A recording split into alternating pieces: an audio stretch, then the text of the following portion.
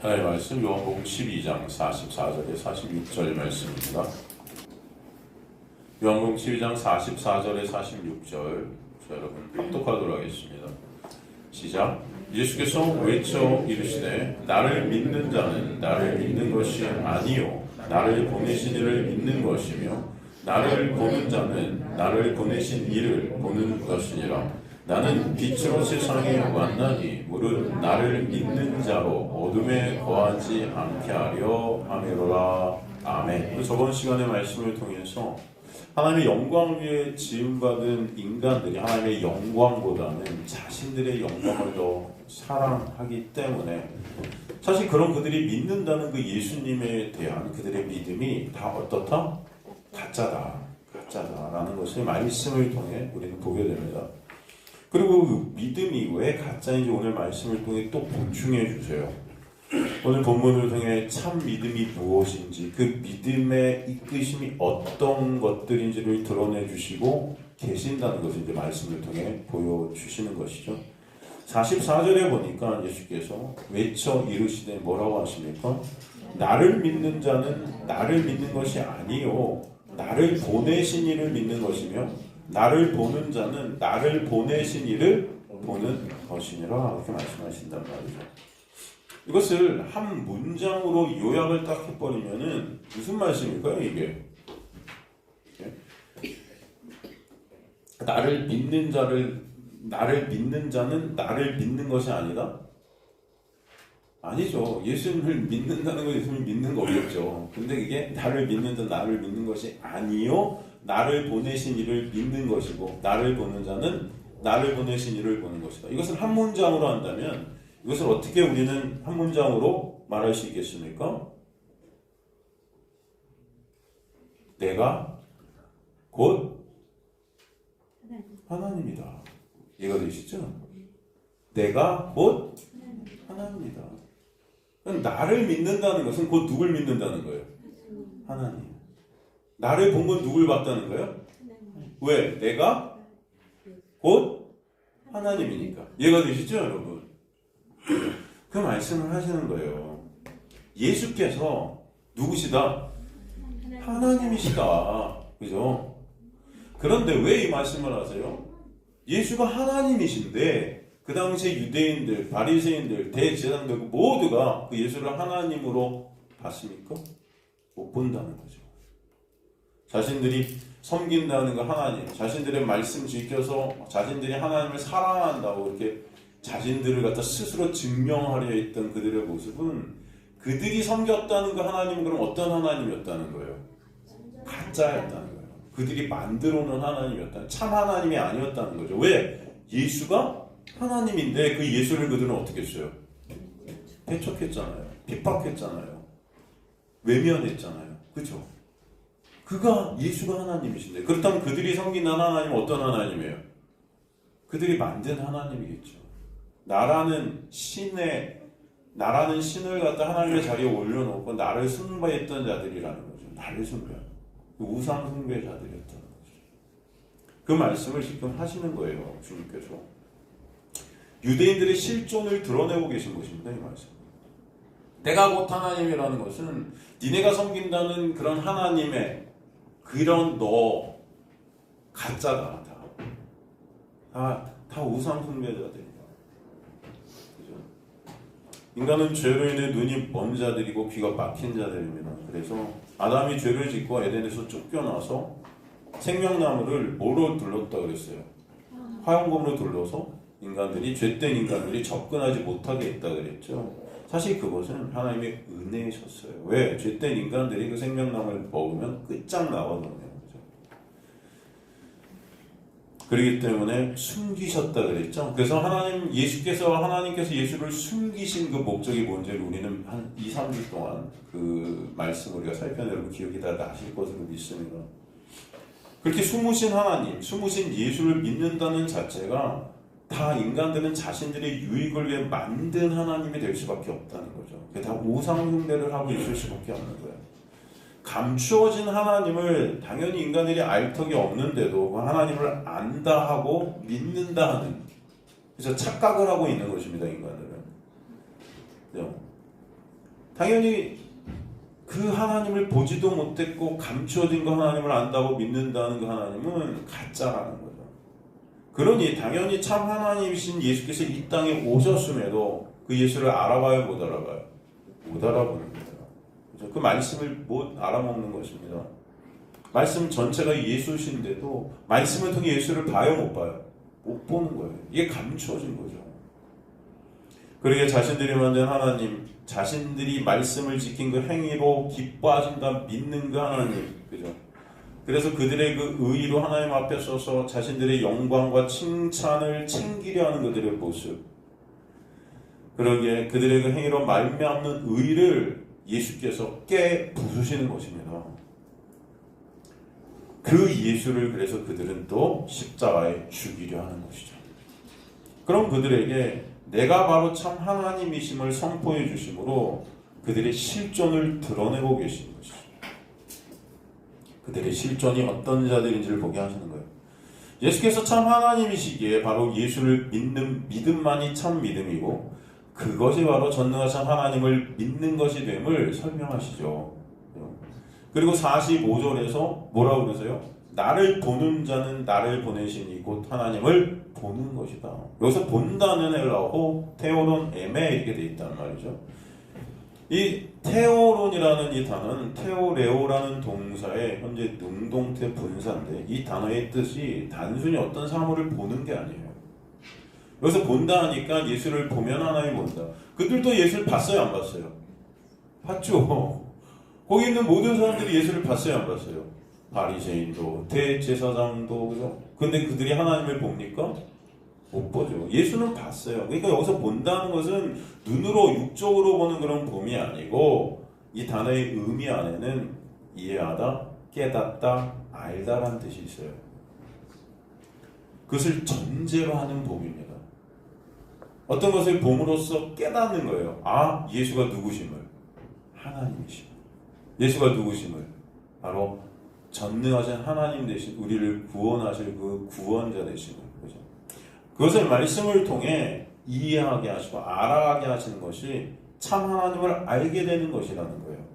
이것이 현재 분사로 쓰인 것은 이것이 지속적으로 반복적인 행위를 뜻하는 거다. 이 말씀은 어떤 말씀이냐? 곧 예수를 말씀을 통해 인생을 통해 알아가게 되는 자들, 점점 더 매 순간순간 그 예수를 알아가게 되는 자들이 하나님의 백성들이라는 거예요. 그럼 한번 생각해 보시기 바랍니다. 내가 조금이라도 더 예수를 알아가고 있는가? 그 예수를 알아가는 것이 여러분의 정말 갈망과 열망인가 우리 안에서? 아니면 살아가면서 그죠? 그 예수를 통해서 내가 원하는 것을 얻고 싶은 것인가? 내가 잘 살고 싶은 것인가? 이 땅의 목적인가? 아니면 여러분의 인생의 목적이, 내 삶의 목적이 나를 구원하신 그 예수에 있는가? 여러분 마음속에 여러분 다 아실 거예요. 그죠? 한번 생각해 보세요. 내가 어떤 존재인지 한번 아실 거 아닙니까? 내 삶 가운데 예수가 얼만큼의 퍼센테이지를 차지하는지 아실 거 아니에요, 여러분? 스스로가. 매 순간 여러분의 머릿속에서, 여러분의 마음속에서 느껴지는, 그죠? 여러분의 머리가 어디를 향하고 있는가? 여러분의 마음이 어디를 향하고 있는가? 느껴지실 거 아니에요? 그게 예수입니까? 아니면 돈입니까? 뭐예요, 여러분? 정말 예수를 처음이라도 더 알아가게 되는 역사. 이게 바로 하나님의 은혜 안에 있는 자다. 그러면 그런 자들은 감사하게 될 줄로 믿습니다. 네, 내 관심사가 다른 데 있어요. 먹고 사는데. 그 관심사 없지 않습니다. 여러분은 다 여러분 육을 갖고 있기 때문에 있을 거예요. 그런데 제가 말하는 건 정말로 여러분 안에 저 갈망과 열망이 무엇인가? 단지 그냥 먹고 사는 것인가? 저는 저와 여러분이 진정 예수 아는 일에, 예수의 놀라운 은혜를 깨달아가는 것에, 이해해가는 것에 초점이 되어지는 인생들 되시길 간절히 소망합니다. 죄된 인간들은 그런데 자신들의 힘과 노력으로 스스로가 빛의 자리에 앉아 참 빛 대신 예수를 알려 하지도 보려 하지도 않는, 그저 이용하려 하는, 그저 도움을 받으려 하는 그런 어둠들이라는 것이죠. 그런 자들은 교회를 열심히 나올 수 있고 기도를 열심히 할 수 있고 종교생활을 열심히 할 수 있지만 예수께 관심이 없습니다. 이해가 되세요, 여러분? 우리나라에 교인들이 엄청 많지만 진짜 예수께 관심이 있는가? 교회에 관심이 있는가? 이 공동체에 관심이 있는가? 사람에 관심이 있는가? 이것을 통해서 내가 원하는 어떤 것에 관심이 있는가? 여러분의 관심이 어디 가 있는지 보셔야 된다는 거예요. 그죠? 제가 소원하는 것은 여러분의 관심이 예수께 가 계시기를 간절히 소원합니다. 진짜요. 여기서 이 말씀을 통해 조금이라도 예수를 더 아는 일에 여러분의 모든 전심의 마음속에서 그것이 우러나시기 간절히 소원해요. 저는. 조금이라도 그 은혜, 그 사랑의 깊이와 너비와 크기와 높이가 어떠함을 주님 조금이라도 오늘 여러분 이 자리에 오시면서 어떤 마음으로 오셨습니까? 오늘도 그 예수 조금이라도 더 알게 해주세요. 깨닫게 해주세요. 그래서 참 하나님이 누구신지 보게 해주세요. 그런 마음으로 오셨어요? 아니면 오늘은 그래도 몸이 괜찮아 보이는데 이 정도면 예배 드릴 것 같아. 시간이 많아 오늘 일도 없는데 그래도 예배 한번 가볼까? 그래도 예배라도 가면은 하나님이 그래도 좀 뭔가 이렇게 일주일 동안 또 사는데 도움을 주시는 거 아닐까? 안 가면 뭔가 찝찝해. 그래도 또 우리 목사님 설교를 이렇게 들으면은 그 찝찝한 거 갖지 말랬으니까 편하게 오늘 집에서 노세 젊어서 노세 이러자. 여러분 진짜 관심이 어디? 진짜 관심이 하나님의 택한 백성들에게는 예수가 여러분의 관심 1호가 되게 하실 줄 믿습니다. 나한테 관심이 예수가 아닌가? 예수인가? 한번 곰곰이 생각해 보시고 저와 여러분의 소원이 예수 그리스도께 우리 시선이 가기를 소원합니다. 그렇죠? 그럼 우리의 마음들이 있게 되기를 원하는 거예요. 그래서 오늘도 알아요. 여러분의 관심이 예수가 아닌 거 알기 때문에 하나님께서 또 저를 통해서 이렇게 말씀해 주시는 거 아닐까요? 네? 여러분의 관심이 다른 데 있기 때문에 오늘도 이를 불러주셔서 또 말씀해 주시는 거 아닐까요, 여러분? 그죠? 그 은혜인 것을 저는 믿습니다. 그래서 빛 대신 예수가 오셨지만 어둠인 인간들이 다 그 빛을 피하고 거부하는 자들이 된 거예요. 싫은 거예요. 예수가 기적을 막 일으켜주니까 따라다니죠. 왜? 기적이 좋으니까. 나한테 필요한 것들을 예수를 통해서 얻을 수 있을 것 같아서. 하지만 예수가 기적을 싹 걷어버리니까 필요 없어. 십자가에 가. 차라리 바나바가 나. 그죠, 여러분? 인간들이 이런 자들임을 보게 하시는 거죠. 요한복음 1장 5절에 보면 그러죠. 빛이 어둠에 빛이 돼 어둠이 깨닫지 못하더라. 죄로 인해 눈이 어두워진 어둠인 인간들은 빛이 비춰도요 그 빛을 감지하지 못하는 스스로가 빛이라고 착각하는 자들이에요. 스스로가 빛이니까 빛이 비춰도 빛이 감지가 되지 않는 거예요. 이 빛은 생명이죠. 요한복음 1장 4절에 보면 그 안에 생명이 있었으니 사람들을 위한 빛이라고 그러죠. 사람들을 위한 빛. 그렇죠? 사람들의 빛이라 되어 있지만 헬라어 원문은 사람들을 위한 빛이다. 사람들을 위한 빛 대신 예수께서 바로 뭐다? 생명이시다. 예수만 참 생명이지만 예수 안에만 참 생명이 있다. 누구 안에만? 예수 안에만. 생명이신 예수께서 생명을 주시기 위해 이 땅에 오셔서 생명의 빛을 비추어 주셨는데도 스스로의 힘과 노력으로 생명이 될 수 있다고 여기는 어둠들인 죄된 인간들은 오직 생명은 예수 안에만 있음을 거부하는 거예요. 내가 한 어떤 행위, 내가 한 어떤 것들도 생명으로 작용될 수 있다고 생각하는 거예요. 이해가 되세요, 여러분? 다 우리 그렇지 않습니까? 내가 평생 교회를 위해서 한 어떤 봉사, 충성한 것들이 나를 구원하는데 조금이라도 보탬이 된다 안 된다? 된다고 여겨요 안 여겨요 여러분? 솔직히 여기세요 안 여기세요? 여기잖아요. 이게 뭐예요? 생명을 내가 한 어떤 것으로 조금이라도 그 생명에 보탬이 된다고 착각하는 거죠 인간은. 이게 죄된 어둠 안에 있는 인간들의 모습이에요. 그 말씀을 46절을 통해 하고 계신 거예요. 나는 빛으로 세상에 왔나니 무릇 나를 믿는 자로 어둠에 거하지 않게 하려 하시니.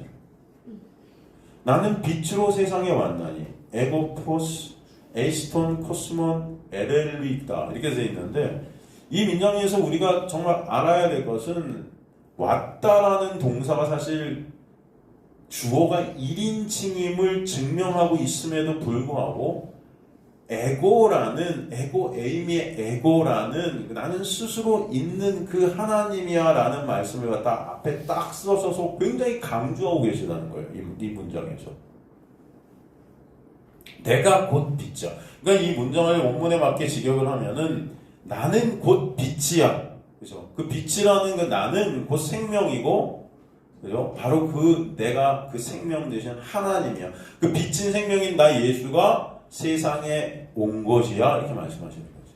이 세상이라는 것은 다른 말로 빛의 반대 개념인 거예요. 어둠이고 사망이고 그죠? 정죄고 그 사망의 권세 아래 갇히는데 도구로 쓰이는 것이 율법이죠. 그리고 그 율법으로 인한 정죄, 죄인으로 정해지죠. 죄의 삭슨 죽음이기 때문에 그 사망의 권세 아래 갇힌 사망이 된 그 세상에 생명이신 빛 대신 예수께서 오신 것입니다. 완나니 엘렐리다. 이게 에르코마이 오다 1인칭 단수 완료 능동태식 서법이에요. 완료로 쓰였다는 것이 참 의미심장하죠. 이게 주님께서 2000년 전에 이 땅에 오셨다 했는데 성경은 그게 완료형으로 끝내버렸다는 것은 이미 창세 전에 주님께서 이 땅에 오셔서 이룰 구원의 역사를 다 완성해 놓으셨다는 거예요. 바로 창세 전에 빛으로 생명으로 계셨던 분이 2000년 전에 이 땅에 오신 그 분이 바로 하나님 되시고 이미 끝내버리셨다고 모든 것을 묵실 가운데 빛 대신 생명 대신 하나님 대신 예수께서 이 땅, 즉 어두움 가운데로 오신 이유가 그리고 무엇이라고 하십니까? 무릇 나를 믿는 자로 어두움에 거하지 않게 하려. 여기서 어두움이라는 단어에 정관사, 태라는 정관사가 붙어 있어요. 그 어두움. 그러니까 우리가 아는 어두움이 아니라는 거죠, 이것은. 우리 눈으로 보는 그 어두움이 아닌 거예요. 성경이 정의하고 계신 빛의 반대 개념의 어두움. 조금 아까 말씀드렸듯이 빛은 참 생명 되시고 은혜와 사랑 되신 은혜의 본체 되신 하나님의 나라 되신 그 예수라면 어두움은 이 세상 거짓 생명, 사망, 죽음, 정죄, 율법 그죠? 바로 빛으로 주님께서 이 땅에 오신 이유가 하나님의 택한 백성들에게 믿음을 선물로 주셔서 이제 이 어두움에서 우리를 빼내시려 하시는 거예요. 이 어둠의 세상에서 여러분을 빼내시려 이 사망, 정죄, 죽음, 생명이 없는 이 세상에서 빼내시려 그 어두움에 거하지 않게 하시려고. 여기서 중요한 것은 거하지 않게 하시려고. 거기 밑줄 한번 쫙 그어주십시오. 거하지 않게 하시려고의 밑줄. 이게 헬라어 히나, 메인에 이렇게 되어 있어요. 히나는 목적이고요. 메인에. 거하다라는 메인이라는 단어의 동그라미 딱 치세요. 거하다라는 메인의 단어의 동그라미.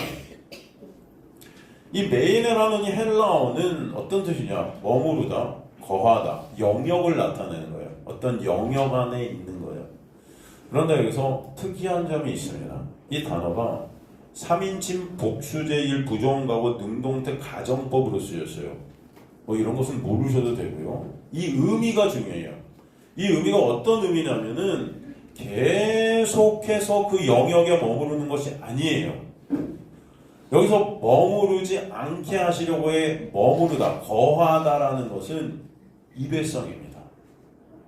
이 지금 3인칭 복수의 부정과 능동태 가정법으로 쓰였다는 것이 의미하는 것이 계속해서 거기 머무르는 것이 아니라 일회성으로 머무르게 돼서 그 영역 안에서 뭔가를 경험하게 되는 거예요, 여러분. 이해가 되세요? 그 영역에 우리가 거하게 하셨다는 것이 뭔가를 거기서 경험케 하시는 겁니다. 우리가 마치 뭔가를 경험케 해서 여행을 하는 거죠. 여러분 어떤 나라, 여러분 여행하면 여러분 뭔가 경험케 되길 원하지 않습니까? 그죠? 얼마 전에 성규 형제가 유럽을 3주인가? 2주인가? 4주야? 4주를 갔다 왔어요. 왜 갔겠어요?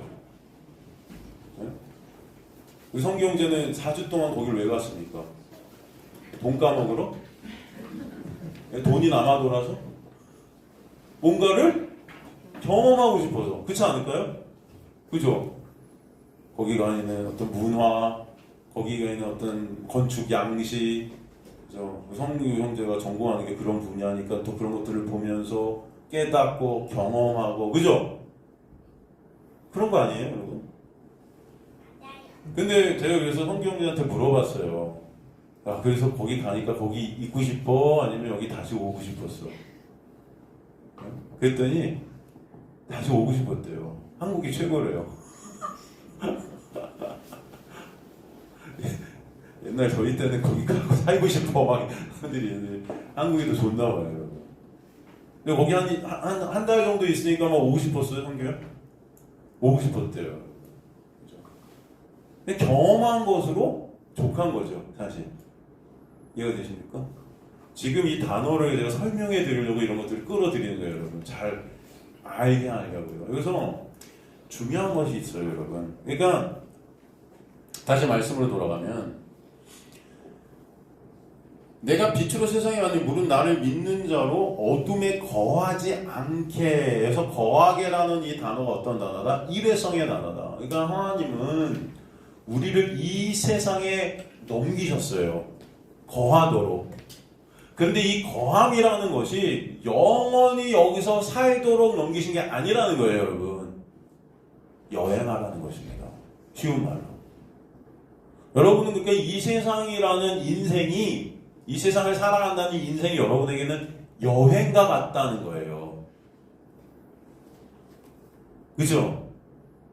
그래서 갈 곳이 이제 있는 거예요. 여행은 여러분, 우리가 다시 돌아가야 되잖아요, 집으로. 여행인 거예요. 그러면 여행을 통해서 뭘 하라고? 뭔가를 깨달으라고.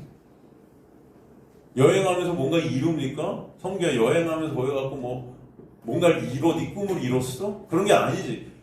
우리는 여행하면서 뭔가 깨달아요. 그죠? 뭔가 알고 경험합니다. 그걸로 족하죠? 안 그래요? 진짜 여러분이 이룰 곳은 본향이에요. 거기서 뭔가 이루어지는 거예요. 여러분은 이 여행하는 이 인생을 통해 하나님이 깨닫게 하시려는 것들을 깨달으면 그쪽에 가서 이제 다 여행이 끝나고 마치려 돌아가서 하나님의 나라들이 되는 거예요. 무슨 말씀인지 이해가 되십니까? 거룩한 성 새 예루살렘으로 여러분을 지으신단 말이에요. 이 경험들을 통해서 예수 그리스도만을 찬송하는 자들로 하나님의 나라들이 되게 하신다고요. 이 요한계시록의 내용이잖아요. 그죠?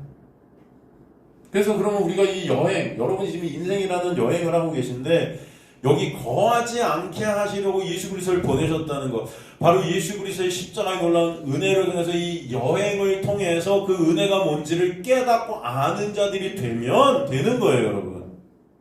여기서 뭔가 하는 게 아니고. 알겠습니까? 그것을 아는 저 여러분 되시기 간절히 소망합니다. 그러면은 그걸 알게 되면, 경험하게 되면 우리 갈 곳이 있는 거예요, 사실. 그죠? 우리 여행에서 내가 그거 깨달았어. 좋아. 이번 여행은 많은 것들을 경험했고 많은 것들을 깨달은 것 같아. 야, 이번 여행이 너무 좋았어. 사람들은 그렇게 말하는지요. 사람들이 여행 갔고 나 오늘 여행 갔더니 100억 벌었어. 나 거기서 뭔가 이러지 않잖아요, 여러분. 여행이 그런 게 아니잖아요, 여러분. 오히려 거기서 뭔가를 보고 알고 깨닫게 되고 그러면 여러분 마음이 충족이 돼요. 여러분 이 땅에서 우리는 이 어둠 가운데서 빛 대신 예수 그리스도를 알게 되는 은혜, 그 여행의 역사가 여러분에게 있기를 간절히 소망합니다. 그리고 여러분이 다시 본향으로 가는 거예요. 그러니까 성경은 다 본향 얘기가, 우리가 나그네라 그러기도 하고, 그죠? 순례자라 그러고, 그냥 하늘을 바라보는 자. 다시 여행을 한 달 정도 하면, 이때쯤 이제 많은 걸 보고 있는데, 이제 힘들어, 가고 싶어. 그죠? 집에 가고 싶어. 그래도 집이 제일 좋아. 여행도 고생이야. 그죠? 신상호 원사님도 지금 잘 하고 계신가? 3주 갔다 오시나? 한번 물어보세요. 그래도 집이 제일 좋죠. 여러분, 주님께서 이 단어가 바로 그런 단어예요. 여러분. 굉장히 중요한 단어죠. 그러니까 주님께서 당신의 택한 백성을 이 땅에, 이 세상의 어둠의 영역으로 보내신 이유는 뭐다? 바로 율법 아래 죄로 인해 정죄와 사망의 권세 아래 사망의 지배, 율법의 지배를 받는 어둠 아래의 삶이 어떤 것인가를 경험케 하시기 위함이다. 경험하는 거예요. 수고하고 무거운 짐을 지고 가는 우리의 모습들을 경험케 하셔서 진짜 생명이, 진짜 빛이 무엇인지 예수 그리스도의 십자가를 통해 깨닫게 하시고 알게 하시고, 그럴 때 우린 주님만 찬송하게 되거든요. 아시겠습니까?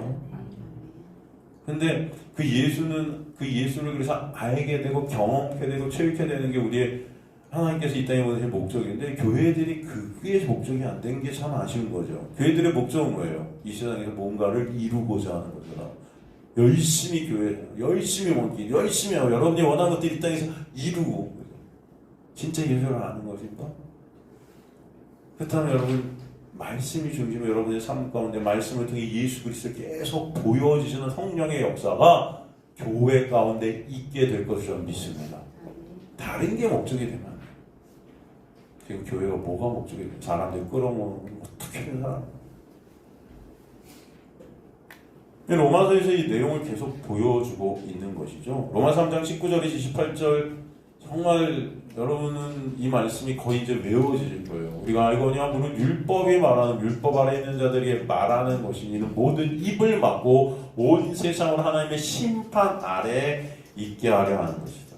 율법, 토라, 즉 구약 전체 하나님의 말씀이 지금 말하는 게, 인간은 이 사망 안에, 사망의 세상에서 다 심판받아 죽을 수밖에 없는 자들임을 깨달으라고. 율법을 지키라고 주신 것이 아니고 이 사실을 깨달으라고 주신 게 율법이고 명령인 거예요.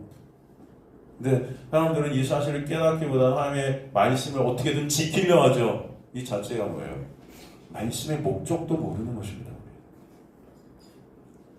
율법이 바로 그 사실을 증거하고 있어요. 율법의 목적은 온 세상 인간들이 다 하나님의 심판 아래 있게 되어서 사망, 즉 멸망할 수밖에 없는 실존을 깨닫게 하시는 거예요. 그러기에 율법을 지키든 못 지키든 여러분의 기준에서예요. 율법을 지키든 못 지킨다는 것도 여러분의 기준에서, 그 어떤 율법의 행위, 예배, 기도, 말씀 지키는 어떤 행위들, 이런 것으로 의롭다함을 받으려는 육체, 의롭다함을 받을 수 있는 육체는 없다는 것이죠. 없어요. 분명히 성경은 의롭다함을 받을 수 없다. 율법으로는 죄를 깨닫게 하려 함이니라. 그죠? 그러기에 율법, 즉 어둠의 빛이신 예수, 오직 참 한 분 대신, 의 대신 그 예수가 오시는 것입니다. 그래서 21절, 이제는 율법 외에 하나님의 한 의가 나타났으니, 그 율법적 세상, 율법이란 어둠의 세상 속에서 그것을 깨닫게 하셔서 이제 진짜 의 대신 예수 그리스도를 경험케 하시는 거예요. 율법 외라는 것은 율법과 상관없는, 율법, 죽음, 정죄, 사망과 상관이 없는 그 생명 대신 진짜 의, 이런 뜻이에요, 여러분. 그러니까 원래 율법과 선지자가 구약 하나님의 말씀 전체가 말씀하고 계셨던 분이 예수시죠. 그 예수만이 생명이시기 때문입니다. 그 예수 안에서만 생명되고 의인되게 하시는 그 은혜를 율법인 어둠, 죽음, 사망 가운데 확실히 인지케 하시는 거예요. 그리고 그 은혜에 차별이 있다 없다? 없음을 알게 하시죠. 그 은혜의 구원에는 인간의 어떤 것도 1%도 들어갈 수 없다는 거. 인간으로서 나로서 영광을 챙길 수 없는 자기 부인의 자리로 끌고 가셔서 오직 영광과 감사와 찬송은 주님만 받으시도록. 이것이 우리가 창조된 목적이죠. 우리가 만들어진 이유는 뭐에 있다? 하나님의 영광에 있다. 그래서 우리가 이 어두운 세상을 여행하면서 이것을 알게 하신다는 거죠. 그래서 이 사실을 다시 23절, 24절에 정리하시죠. 모든 사람이 죄를 범하였으면 하나님의 영광에 이르지 못하더니, 그죠? 죄된 인간은 어떤 것을 행해도 하나님의 영광에 이르지 못하는 죄인이에요. 그렇기 때문에 오직 예수 그리스도께서 이루신 십자가의 그 은혜로만 의롭다 하심을 받을 수 있다라는 것을 여러분의 인생을 통해, 말씀을 통해, 이 여행을 통해 경험케 하시는 것입니다. 결국에 은혜만을 찬송케 돼요. 그 은혜의 본체인 예수만을 찬송케 돼요. 그것을 깨닫게 하시려 여러분을 세상으로 파라디돔이 넘기셨다. 여러분이 인생을 살아가는 이유예요. 한나 주님께서 부르시면은 그 이유를 깨닫게 되고 알게 되면 여러분 다시 고향으로 가게 되는 그 순간이 있게 될 것입니다. 그죠? 로마서 5장 20절 보면 그래서 율법이 들어온 것은 범죄를 더하리라 하며 그러나 죄가 더한 것에 뭐가 더욱 넘쳤다? 은혜가 더욱 넘쳤다. 이 20절 앞에는 사실 헬라어 대가 생략이 돼 있어. 우리나라 성경에는 그러나란 접속사죠. 20절 앞에 18절 19절의 내용이 뭡니까? 그런즉 한 범죄로 많은 사람이 정죄에 이른 것 같이 한 의로운 행위, 한 의로운 행위가 뭐죠 여러분? 한 범죄는 또 뭐죠? 다 아시죠 여러분? 한 범죄는 아담이, 그죠? 행한 선악과를 따먹고 죄가 우리에게 유전되게 되는 거죠. 그 아담 때문에 모든 사람들은 다 죽을 수밖에 없게 된 거예요, 여러분. 여러분이 뭔가 해서가 아니고 여러분은 그렇게 태어나 버린 것입니다. 이 세상에 이렇게 넘겨진 거예요, 율법적 세상의 사망 가운데로. 그런데 한 의로운 행위, 누구죠? 예수께서 십자가에서 행하신 그 언약의 완성으로 인해서 많은 사람이 예수 안에서, 그 믿음 안에서 의롭다 하심을 받아 이제 그 안에서 생명들이 되게 되는 역사죠. 19절. 한 사람이 순종하지 아니함. 똑같은 말이죠. 많은 사람이 죄인된 것 같아요. 한 사람이 순종함으로 많은 사람이, 그죠? 여러분이 뭔가 해서가 아닌 거예요. 누가 행하심으로? 예수가. 그죠? 그거 말씀하시는 거죠.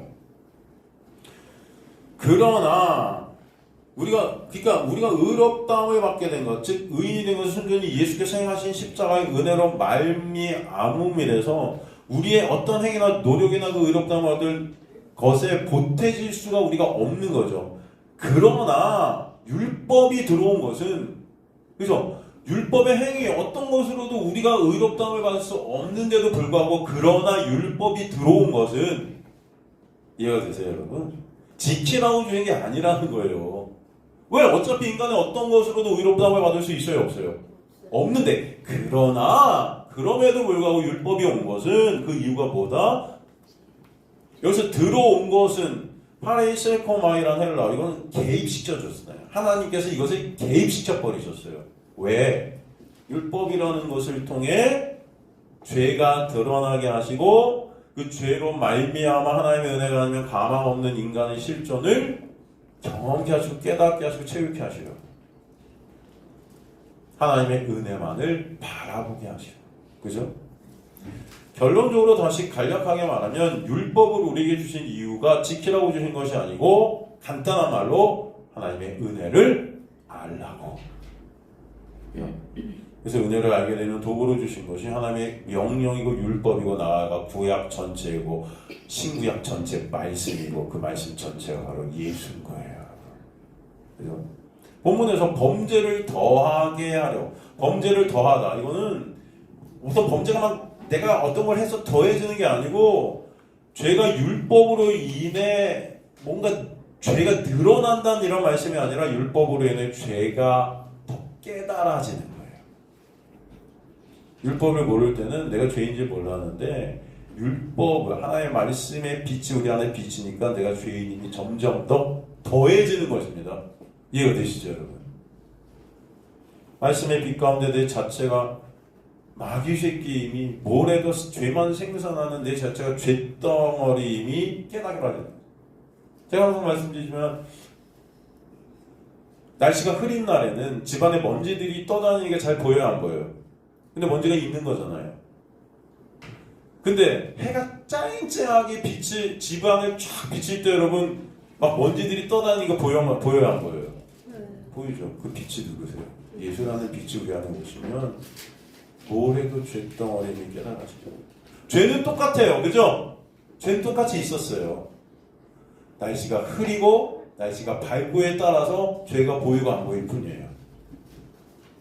그러나 여러분 안에 생명의 빛 대신 예수께서 여러분을 비추시는 은혜가 있게 되면은 뭐예요? 내가 이렇게 먼지덩어리구나가 깨달아진다고요. 그게 은혜죠. 그죠? 그럼 어떻게 하세요? 여러분 먼지가 안 보이는 사람은 뭐 해요? 그냥 가만히 있겠죠. 좋다. 나는 평안해. 그런데 그 먼지가 보이고 이게 다 더럽다는 것을 깨닫게 되면은, 그죠? 그 먼지를 갖다가 다 씻어진 예수 그리스도만을 바라보게 하실 줄 믿습니다. 그렇지 않겠습니까, 여러분? 이 하나님의 은혜라고요. 그럼 우리의 실존이 보일 때 그 모든 먼지를 다 가리시고 덮으시고 제거하시는 예수 그리스도의 십자가의 그 보혈의 은혜만을 우리 바라보게 될 줄로 믿습니다. 죄가 죄로 드러나지 않으면 인간은 자기 자신의 힘과 노력으로 충분히 죄를 이길 수 있고 죄의 대가를 지불할 수 있는 자라는 착각이 있게 되는 거예요, 여러분. 먼지가 몇 가지만 이렇게 따지면 이건 내가 할 수 있을 것 같아. 근데 진짜 빛이 쫙 비치니까 이거는 무슨 그냥 그 자체가 다 먼지야. 뭘 해도 이거 제거할 수 있어요, 없어요? 안 되는 거예요. 이걸 다 그냥 엎어버려야 돼요. 그냥 다 가려버려야 돼요. 그냥. 그렇지 않으면 안 된다. 그럼 다윗은 우리아의 아내 바세바를 범하는 사건 전에 여전히 죄인이었는데도 불구하고 자기 자신이 어떤 자인지를 몰랐던 거잖아요. 그런데 그 사건으로 인해서 결국 뭐예요? 자기 자신이 어떤 자인지가 깨달아지는 은혜가 있는 거예요. 그래서 우리아의 아내 바세바를 범하는 그 다윗의 사건은 하나님의 놀라운 은혜의 섭리 가운데 있는 것입니다. 그죠? 그때 내가 죄된 존재임이 깨달아진 거야. 어머니가 나를 모태 중에 이미 죄악 중에 내가 출생한 그런 죄만 생산할 수밖에 없는 우슬초의 그 피해, 그 보혈의 공로, 그 나를 갖다 딱 덮어주시고 가려주신 그 보혈이 아니면 나는 가망 없는 자로다가 그 사건을 통해 깨달아진 거예요. 그 사건을 딱 쳐줘서 다윗이 나쁜 놈이 된 게 아니고요, 여러분. 많은 사람들이 다윗이 그것만 안 했으면 되게 훌륭한 왕이었을 텐데 그렇게 생각할 수 있어요.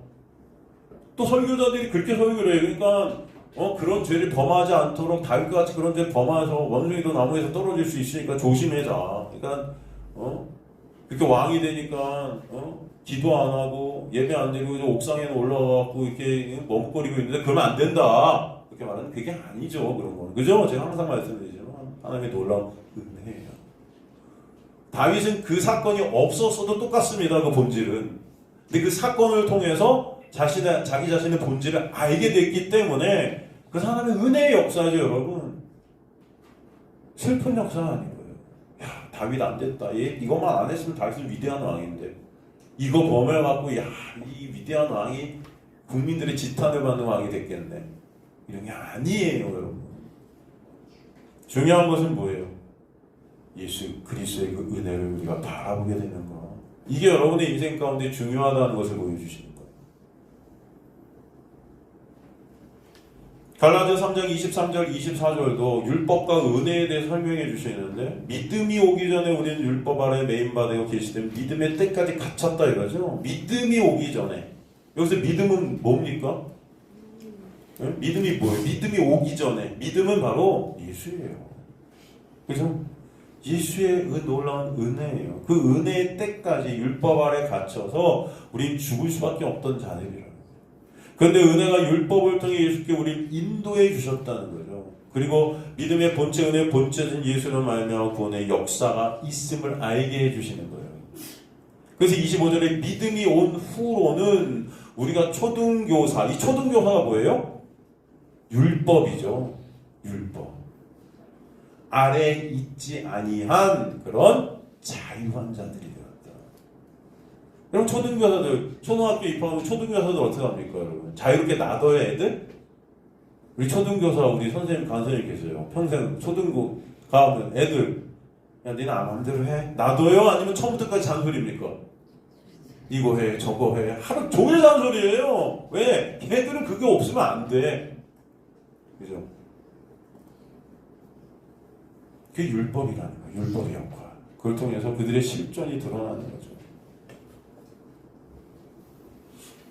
그런 초등교사에 이제 율법에 묶여 있었던 우리를 자유케 하시는 거죠. 율법 통해 어둠 안에 있었던 우리의 모습을 깨닫게 하신 은혜로 그곳에서 빼내셔서 자유케 하신 은혜가 얼마나 크고 놀라운지 보게 하시는 거예요. 여러분 다시 초등학교로 가고 싶으세요?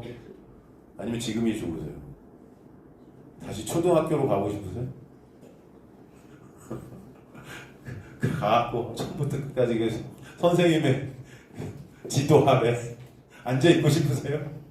지금 하라면 하겠어요, 여러분? 못해요. 그 말씀을 로마서 10장에서 또 보여주시죠. 남편과 결혼 제도를 통해 말씀해 주시죠. 쉽게 이렇게 설명하면 이 세상, 율법이라는 남편을 우리와 결혼시키세요, 하나님께서. 이 세상으로 우리를 넘기셨다는 것은 이 세상이라는 율법의 남편과 우리가 결혼하는 거예요. 그게 우리의 모습이죠. 그래서 그 율법의 남편 아래에서 우리는 뭘 해도 정죄받고 뭘 해도 속박받고 뭘 해도 죽음이 될 수밖에 없는 거예요. 뭘 해도 잔소리입니다. 뭘 해도. 그걸 통해 우리는 또 뭘 알죠? 아, 난 뭘 해도 정죄받을 수 없는 자임이 깨달아지는 거죠. 그게 율법의 역할이에요.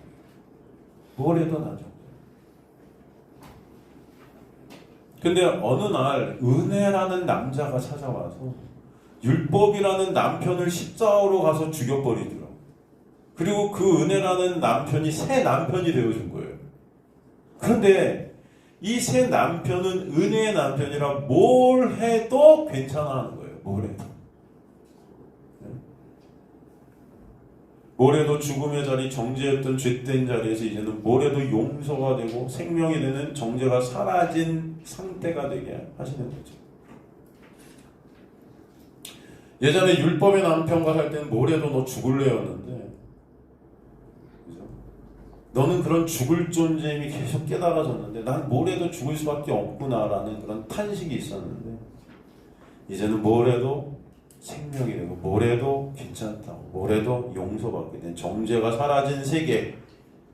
그렇기 때문에 내가 한 어떤 의의가 이제 인정을 받지 않아도 되는 세계. 옛날에는 항상 정죄가 있었기 때문에 내가 한 어떤 것으로 뭔가 칭찬을 얻어내려고 끊임없이 뭔가를 행해라고 했어요.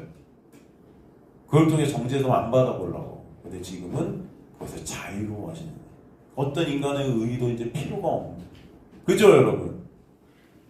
그 은혜의 세계, 이게 하나님의 세계예요. 그죠? 참 아름다워라. 하나님의 세계는 이 세상을 말하는 게 아니에요. 그네의 남편과 살면서 그네에 감사하게 되고 그네의 남편을 사먹게 되고, 그죠? 바라보게 하시는데도 여전히 그 옛 남편과 살 때 습성이 우리한테 있어요, 없어요? 있어요. 내 힘과 노력으로 어떻게든 칭찬을 받아보려고 했던 그 육의 습성들, 거기서 내 영광을 챙겨보려 하는 그런 육의 습성들이 계속 새 남편과 살고 있으면서도 터져 나오죠. 그 남편 앞에서 내 스스로의 힘과 노력을 한번 당당해져 보려고 하는. 그런 나를 계속 주님께서는 보게 하시면서 그럴 때마다 그 은혜의 남편은 더 은혜로 덮어주시고 가려주심으로 그네가 얼마나 크고 놀라운지를 보게 하시는 것입니다. 그래서 내가 원하는 선은 행치 못하고 원자는 악만 내놓는 자임을 깨닫게 하시면서도 그래서 그 은혜의 남편의 그 은혜 1%도 갚을 수 없는 나를 알게 하시면서 탄식이 터져 나오지만 동시에 그런 나를 매 순간 은혜로 덮으시는 남편이 은혜의 남편 되신 예수께서 나와 함께하고 계시니 감사가 되게 하실 줄 믿습니다. 아시겠습니까, 여러분? 여전히 육으로는 죄만 칭찬하는 나, 그러나 이제 그러기에 예수께 감사만 드릴 수 없는 그 나, 그 남편의 내가 뭘 할 때마다 이제는 옛날엔 그 나를 바라봤다면 이제는 내가 뭐 할 때마다 시선이 예수께로 가는 거예요. 남편께로 가는 거예요. 점점 우리 시선이 옮겨지게 하시는 거죠. 오직 예수만 영원히 바라보며 그분만 찬송할 수밖에 없는 그런 나로 이끌어 가시죠. 예수 안에만 사망과 정죄가 없는 영역임을 여러분의 인생을 통해 보게 하시는 거예요. 이제 사망과 생명은 인간의 어떤 행위가 아닌 예수라는 영역에 있는가 없는가의 문제임을 알게 해주시기 때문에 그 예수만을 우리는 바라보게 이끌게 하시는 것입니다. 그러게 오늘 본문 46절에서 빛 대신 예수가 어둠인 세상으로 오셔서 빛의 영역 안으로 우리를 끌어들이셔서 주님의 은혜 안에서 이제는 사망과 죄와 정죄가 다 사라졌음을 경험케 하시는 그런 여행을 여러분에게 이 땅에서 하게 하신다는 것입니다. 여러분은 그 여행을 살아가는 자들임을 아시기 간절히 소망합니다. 이 여행 가운데 그래서 예수 안에만 이 은혜가 있음을 깨닫게 되고 그 예수께 여러분의 시선이 고정되고 그 예수의 놀라운 은혜를 더 깨달아고 알아가는 자들로 만들어 가실 줄 믿습니다.